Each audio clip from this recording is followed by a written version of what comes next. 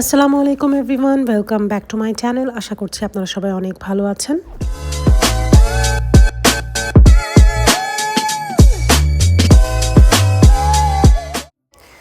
বাসা থেকে বের হয়েছি একটা খুব ইম্পর্ট্যান্ট কাজ নিয়ে। জুন মাস চলছে এবং জুন মাসে বাচ্চাদের স্কুল সেশন শেষ হয়।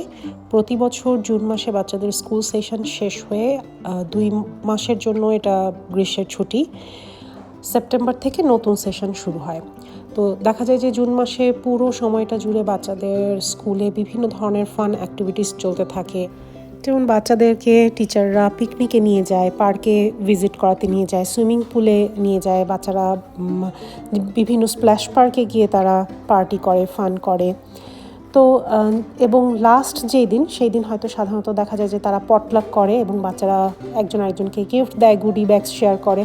তবে মোস্ট ইম্পর্টেন্টলি বাচ্চারা কিন্তু টিচারদেরকে তাদের যে পুরো session, through the whole session যে টিচার ছিলেন তাদেরকে একটা সুন্দর একটা গিফট দেওয়ার চেষ্টা করে। আমরা এটা বিগত বছরগুলোতেও চেষ্টা করেছি। তবে আমাদের বাচ্চারা যেহেতু দুটো এজে আছে, ডিফারেন্ট দুটো এজে, এবং দুজন হচ্ছে একজন ছেলে একজন মেয়ে, সো তাদের গিফট কেনার ক্ষেত্রে, তাদের টিচারদের গিফট কেনার ক্ষেত্রে আমাদেরকে অনেক কিছু চিন্তা করে গিফটগুলো কিনতে হয়।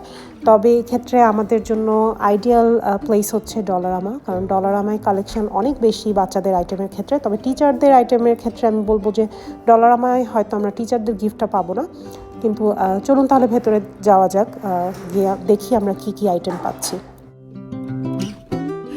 তো এখন যেই ডলারামায় এসেছি, এই ডলারামাটা মূলত ওপেন হয়েছে একেবারে নতুন, এটা একটু বড় আমাদের। এছাড়াও আরেকটা ডলারামা আছে একটা শপিং সেন্টারে, তো সেটা একটু কালেকশনটা কম। আমরা এখানে এসেছি কারণ এটা যেহেতু নতুন ওপেন হয়েছে সেই কারণে।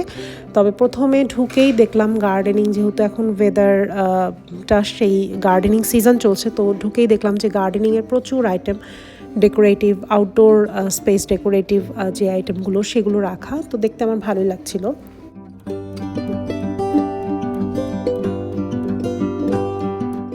তো গার্ডেনিংয়ের এই প্রোডাক্টগুলো দেখতে দেখতে এবং আউটডোর ডেকোরেশনের এই প্রোডাক্টগুলো দেখতে দেখতে আমার একটা জিনিস আমি খুব রিয়েলাইজ করলাম, সেটা হচ্ছে যে বাংলাদেশে আমরা ঢাকায় কিন্তু আমাদের এত সময় থাকে না যে চাকরির পরে বাচ্চাদেরকে সময় দেওয়ার পরে আবার আমরা গার্ডেনিং করব। অনেকেই যদিও বারান্দায় কিংবা নিজেদের ছাদে একটু হয়তো ফুল গাছ লাগান, অনেকে অনেক সময় ফলের গাছও করেন, কিন্তু এই দেশে কিন্তু মানে সবারই দেখা যায় যে একটা ফ্রন্টিয়ার ব্যাকইয়ার্ড থাকে এবং ফ্রন্টিয়ার্ড এবং ব্যাকইয়ার্ডে তারা ফ্লাওয়ার গার্ডেনিংটা করে। তো একটা জিনিস কি, যে এই দেশের সব কাজ কিন্তু নিজেদেরকে করতে হয়, এখানে কিন্তু তাদের কোনো হেল্পিং হ্যান্ড থাকে না। বাংলাদেশে আমাদের হেল্পিং হ্যান্ড দের মাধ্যমে সংসারের কাজ করাতে আমরা ওখানে অভ্যস্ত, কিন্তু এই দেশের সব কাজ নিজে করে, আবার বাসার বাইরে চাকরি করে অফিসে সময় দিয়ে বাচ্চাদের ম্যানেজ করেও কিন্তু মানুষ গার্ডেনিংয়ের পেছনে টাইম দেয়, এবং এটা কিন্তু আমি আসলেই খুব অ্যাপ্রিসিয়েট করি ওদেরকে। আমি মূলত কোনো কিছুকেই ভুল কিংবা ঠিক সেটা বলছি না, অর্থাৎ বাংলাদেশে আমরা যেভাবে জীবনযাপন করতে অভ্যস্ত, আবার এই দেশে সবাই যেভাবে জীবনযাপন করতে অভ্যস্ত, আমি কোনোটাকেই বলছি না যে এটা ঠিক কিংবা ওটা ভুল, এটা বলছি না। তারপরে আমার জাস্ট মনে হলো যে এই দেশে সবাই যার যার দায়িত্ব পালনের পরেও তারা এই ধরনের যেই শৌখিনতা, বাগান করার যেই হবি কিংবা নিজেদের একটা মি টাইম, এটার পিছনে সময় দেয় মানুষ। আর বাংলাদেশে দেখা যায় যে আমাদের এত হেল্পিং হ্যান্ড, আশেপাশের আত্মীয় স্বজন সবাই কিন্তু আমরা দেখা যায় যে এত কিছুর পরেও, এত সাপোর্টের পরেও মি টাইম বের করা কিংবা একটা হবির পিছনে নিজের টাইম স্পেন্ড করা এত চ্যালেঞ্জিং হয়ে যায় আমাদের জন্য সেটা। তো এই বিষয়ে আপনাদের যদি কোনো চিন্তাভাবনা, কোনো মন্তব্য থাকে অবশ্যই কমেন্টে জানাবেন। আমি আসলেই জানতে চাই আপনারা এই ধরনের বিষয়গুলো নিয়ে কি চিন্তা করেন। তো যাই হোক, আমি এখন যেই আইলে আছি, এই আইলটা হচ্ছে কসমেটিক্স প্রোডাক্ট কিংবা টয়লেট্রিজ যে প্রোডাক্টগুলো, সেই প্রোডাক্টগুলোর আইল। এখানে দেখতে পাচ্ছেন যে ডলারামা কিন্তু যদিও এখানে $5 নিচের প্রোডাক্ট পাওয়া যায় সব কিছুই, কিন্তু তাই বলে যে প্রোডাক্টগুলো পাওয়া যাচ্ছে এগুলো কিন্তু কোনোটাই খুব সস্তা কোনো ব্র্যান্ড না, এগুলো সবগুলোই কিন্তু বেশ নামি দামি ব্র্যান্ডেড আইটেম। জাস্ট যেটা করে ওরা সেটা হচ্ছে যে প্যাকেজিংটা এভাবে করে যেন এখানে যেই কোয়ান্টিটিটা পাওয়া যায় সেটা যেন তারা $5 নিচেই যেন তারা বিক্রি করতে পারে, এরকম একটা কোয়ান্টিটিতে তারা প্যাকেজিংটা করে। ডলারামায় আরেকটা জিনিস খুব পাওয়া যায়, সেটা হচ্ছে ক্রাফট আইটেম কিংবা DIY। আপনি যদি কোনো প্রজেক্ট করছেন, যেমন বাসা রং করা, কোনো ফার্নিচার রং করা, কিংবা কোনো কিছু রিপেয়ার করা, কিংবা কোনো ক্রাফট করা, এই ধরনের যে আইটেমগুলো সেগুলো কিন্তু মানে ডলারামায় পাওয়া যায়। তো আমার একটু ক্রাফটের দিকে ঝোঁক ছিল ছোটোবেলা থেকেই। বাংলাদেশে এই ধরনের ক্রাফটের আইটেম কিন্তু সংগ্রহ করতে অনেক কষ্ট হতো। হার্ডওয়্যার দোকানে কিন্তু সবসময় ক্রিয়েটিভ ক্রাফট আইটেম পাওয়া যেত না। আমার মনে আছে আমি নিউ মার্কেট থেকে খুঁজে খুঁজে ক্রাফটের আইটেম অনেক কষ্ট করে কালেক্ট করতাম আমি যখন দেশে ছিলাম। এখানে এসেও আমি প্রচুর জিনিস কিনেছিলাম ভ্যাঙ্কুভারে থাকা অবস্থায়। প্রথম দিকে প্রচুর ক্রাফট আইটেম আমি কিনেছিলাম, প্রচুর প্রজেক্ট স্টার্ট করেছিলাম।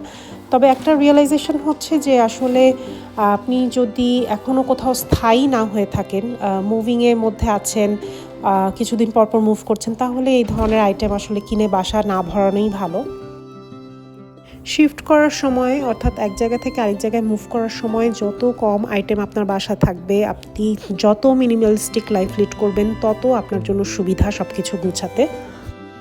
আর আরেকটা রিয়েলাইজেশন হচ্ছে কি, ডলারামা কিংবা এই ধরনের অ্যামাজনেও প্রচুর গ্যাজেট পাওয়া যায়, কিচেন গ্যাজেট কিংবা ডে টু ডে লাইফের গ্যাজেট পাওয়া যায়। আলটিমেটলি ওই জিনিসগুলো কিন্তু আপনার বাসায় স্টোরেজের এলাকাটা, মানে স্টোরেজের জায়গা দখল করছে, ওগুলো কিন্তু আপনার লাইফটাকে ইজি করছে না। আমি প্রচুর গ্যাজেট কিনেছিলাম প্রথম দিকে ডলারামা থেকে, প্রচুর কিচেন আইটেম কিনেছিলাম, সেগুলো কিন্তু আসলে প্রয়োজন পড়ে না। তো যাই হোক, আমরা আজকে ডলারামায় যে কারণে এসেছিলাম সেটা ছিল মূলত বাচ্চাদের গুডি ব্যাগস রেডি করা। বাচ্চাদের যে র্যাক ডে, সেই র্যাক ডের দিন যেন গুডি ব্যাগস তারা দিতে পারে তাদের ফ্রেন্ডদেরকে, সেই জন্য। আর টিচারদের গিফট এখান থেকে আমরা না কেনার সিদ্ধান্ত নিয়েছি, কারণ এখানে যে আইটেমগুলো পাওয়া যাচ্ছে, প্রথমত এগুলো হচ্ছে সব অনেক বেশি গতানুগতিক আইটেম। সেকেন্ডলি আরেকটা যেটা মনে হলো সেটা হচ্ছে যে এখানকার যে আইটেমগুলো একটু বাচ্চাদের আর কি, ছোট বাচ্চাদের আইটেম, এটা টিচারদের জন্য অ্যাপ্রোপ্রিয়েট মনে হয়নি আমাদের কাছে। তো আমরা গিফট না কিনে আমরা এখান থেকে বের হয়ে গেলাম। তবে ডলারামায় ঘুরে আমার ভালোই লাগে। ডলারামায় যখনই আসি প্রচুর জিনিস কিনতে ইচ্ছা করে।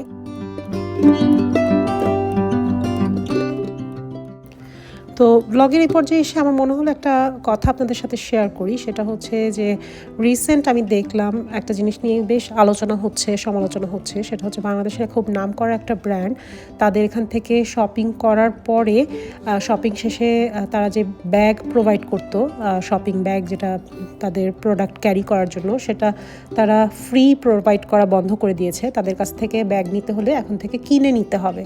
তো এই প্র্যাকটিসটা কিন্তু এই দেশগুলোতে বা বিদেশে আমরা যারা আছি, এটা কিন্তু অনেক বছরের একটা রেগুলার প্র্যাকটিস। মূলত তারা এই কাজটা করে যেন এই যে আমরা যে শপিং ব্যাগ কিংবা এই ধরনের যে আইটেমগুলো, ওয়ান টাইম ইউজ যে আইটেমগুলো, সেগুলো যত কম পারি সেটা যেন আমরা ইউজ করি। তারা রিসাইক্লিং, রিপারপাসিং এই জিনিসটাকে খুব বেশি তারা প্রাধান্য দেয়, এবং এটা যে শুধু শপিংয়ের ক্ষেত্রে প্রাধান্য দেয় তাই না, এটা তারা সব জায়গায় এটাকে তার প্রাধান্য দেয়। আর এখানে এই যে ব্যাগগুলো দেখতে পাচ্ছেন, এই ধরনের ভালো কোয়ালিটির মানে ব্যাগগুলোও পাওয়া যায়, আবার একেবারে সস্তা কোয়ালিটির কম দামি যে ব্যাগগুলো, সেগুলোও কিন্তু পাওয়া যায় বিভিন্ন শপিং মল কিংবা ব্র্যান্ডের লোগো দেওয়া। আর এমনকি কাগজের যে প্যাকেটগুলো, কাগজের যে ব্যাগগুলো, ব্রাউন পেপার যে ব্যাগগুলো, সেগুলোও কিন্তু কিনে ইউজ করতে হয়।